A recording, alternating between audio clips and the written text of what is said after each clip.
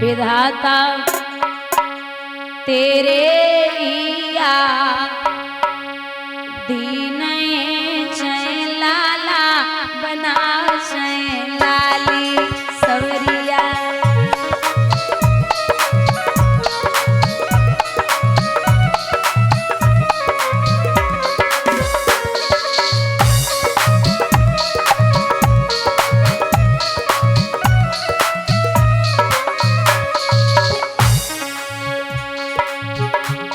ए बाग कुम्हारा ने दिमाग को लगायो, माटी सेवन में लगायो।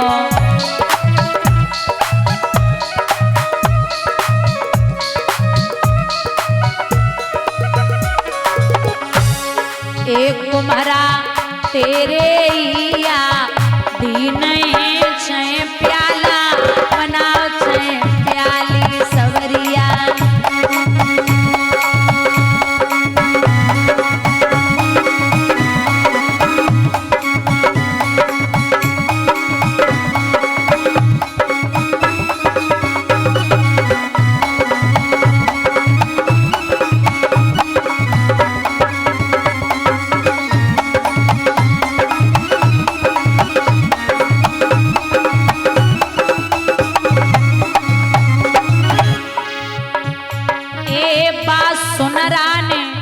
दिमाग को लगायो, सोने से बने ने लगायो।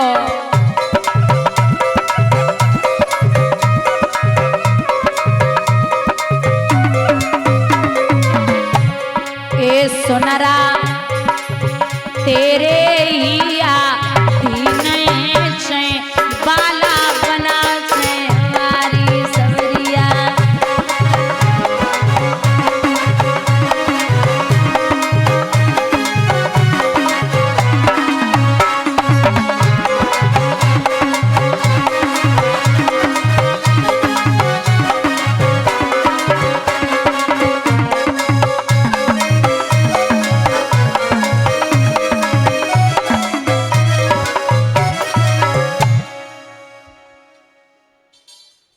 यहाँ स्वयं राजा उत्तानपाद आए।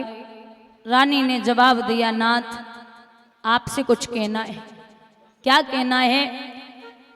नाथ कोई घर में पुत्र नहीं है, आपसे निवेदन है कि आप कि मैं अर्धांगिनी हूं, आप दूसरा विवाह कर लें। राजा को ये मालूम पड़ा जैसे हजारों बिच्छुओं ने साथ डंक मार दिया। क्या बोले जा रही है पगली? सौत चून की बुरी जहर की छुरी मान ले प्यारी, तो आवत देने कार्य करे तेरी ख्वारी। जिस घर में दो नारी हो उसमें दो नाली बहती हैं, दोनों दो तरफ निकलती हैं, घर में एक भी रहती है। नारी की झाई परत अंधे हो तब भुजंग, और कबीरा उनकी क्या गति जो नित नारी के संग। बोले कि विवाह नहीं करूंगा। नाथ विवाह नहीं करोगे तो फिर संतान की प्राप्ति कैसे होगी और ये राजगद्दी कौन संभालेगा? विवाह तो करना पड़ेगा नाथ, नहीं कर सकता।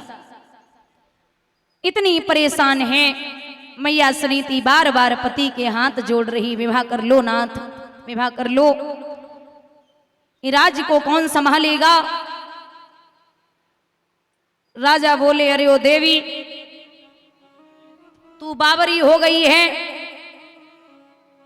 अगर मेरा विवाह हुआ तो तू कहीं की नहीं रहेगी, तेरा अनादर हो जाएगा। कहां माने? एक बड़ी प्यारी बात कही मैया सुनीति ने, नाथ हाथियों दंत बिन ज्ञान जैसे संत बिन, कामिनियों कंठ बिन लागे चार सुनी है।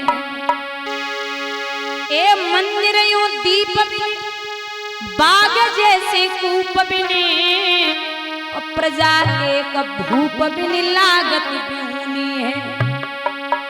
एक कायायों वस्त्र बिन सूरमायो शस्त्र बिने और माया एक पुत्र बिन लागत बिहुनी है। एक कंठ बिन राग जैसे, कंठ बिन राग जैसे, ज्ञान बिन बैराग जैसे, ओ वैसे राम भजन बिन जते सुनी सुनी है। नाथ आप विवाह कर लो। तो राजा बोले, अरे ओ बावरी, कांटो बुरो करील को, कांटो बुरो करील को, और बनरोटी घाम, और सौत बुरी है चून की, और साजे को काम नहीं करूंगा। बार बार समझाया तो रानी की इस बात पर हुए न पति मजबूर। सुरुचि सुंदरी से हुआ इनका विवाह मंजूर। एक सुरुचि नाम की आई है जो पत्नी, सुंदर है। डोले में बैठी तो बड़ी रानी ने दासी को भेजा, जाकर के हमारी छोटी बहन को सम्मान के साथ में लेके आ। लेकर के पहुंची, चलिए बहन आपको आपकी बड़ी बहन ने बुलाया है। कौन बड़ी बहन? आपके राजा की जो पहले वाली रानी है। विवाह हो गया? बोले जी बिल्कुल हो गया। महाराज कहाँ, उनको बुलाओ जरा। राजा उत्तानपाद को बुलाया गया। कहा कि नाथ आपके पहले से एक पत्नी है, तो आप अगर इज्जत चाहते हो तो हमारा डोला वापस भेज दो। हमारे बुजुर्ग बैठे हैं दादा, इज्जत कमाने में आदमी की पूरी जिंदगी लग जाती है। इज्जत कमाने में आदमी की पूरी जिंदगी लग जाती है, लेकिन मिटाने में 2 मिनट नहीं लगते।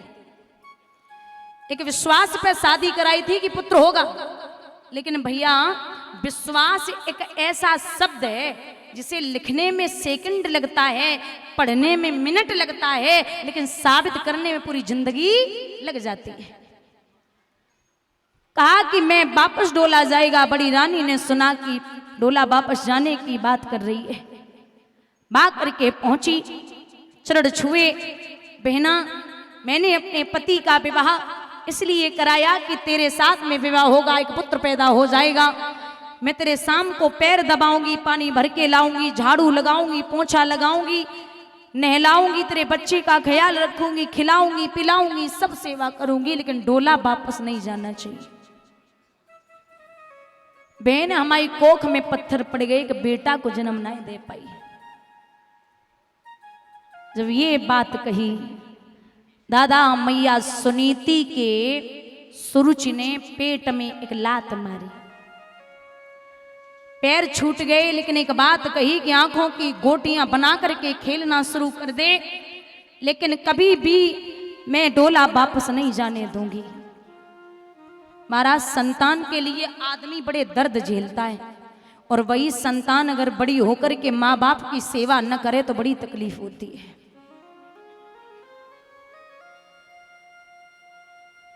लात पेट में मारी, राजा उत्तानपाद माताओं पीठ फेर के रो रहे थे। मैया सुनीति ने राजा उत्तानपाद के पैर पकड़े और कहा, श्रीमन आप क्यों रो रहे हो? अरे आपने तो हमें पूरी रात समझाया, लेकिन मैंने आपकी एक बात नहीं मानी। नाथ आप रोना बंद करिए। एक बात बोलूं, आदमी पूरी दुनिया में कहीं से भी लड़ाई करके आए, कहीं से भी पिट के आए, लेकिन घर में माँ बाप को देख के सब कुछ खत्म हो जाता। माँ बाप समझा दें, बच्चे को कोई मार दे और माँ बाप मना ले तो सब कुछ ठीक हो जाएगा। लेकिन अगर बच्चे को माँ बाप ही मारे तो उसे लगता है कि अब दुनिया में कोई है ही नहीं।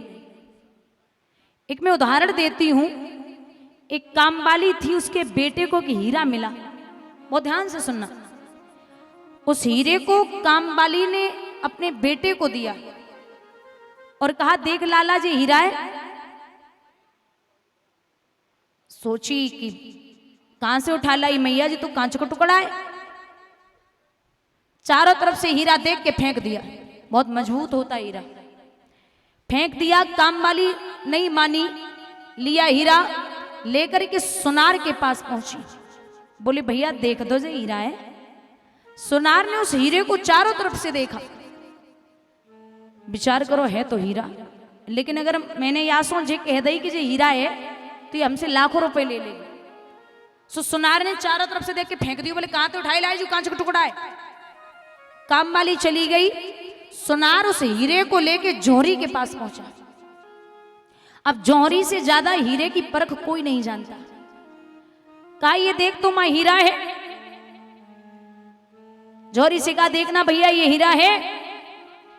जौहरी ने चारों तरफ से देखा, विचार किया कि है तो हीरा। अगर मैंने इसको बोल दिया कि ये हीरा है तो ये क्या जाने।